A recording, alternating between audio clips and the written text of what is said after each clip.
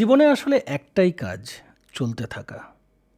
ছোটবেলায় হাঁটা শেখা মানে ছিল পড়ে যাওয়া, হাঁটতে হাঁটতে কান্না, হোঁচট খাওয়া, কিন্তু আবার উঠে দাঁড়ানো।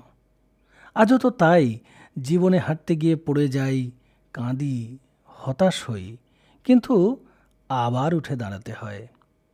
কারণ জীবন কারোর জন্য অপেক্ষা করে না। রাস্তাটা সব সময় মসৃণ হবে না। কোথাও পিচ্ছিল, কোথাও পাথর, কোথাও পায়ের নিচে কাঁটা থাকবে, কাঁধে ভার থাকবে, মনে ভয় থাকবে, কিন্তু চলতেই হবে। জীবন এমন এক সফর যেখানে কোনো গন্তব্য নেই। হাঁটার দিশা, সাহস আর ধারাটাই আসল।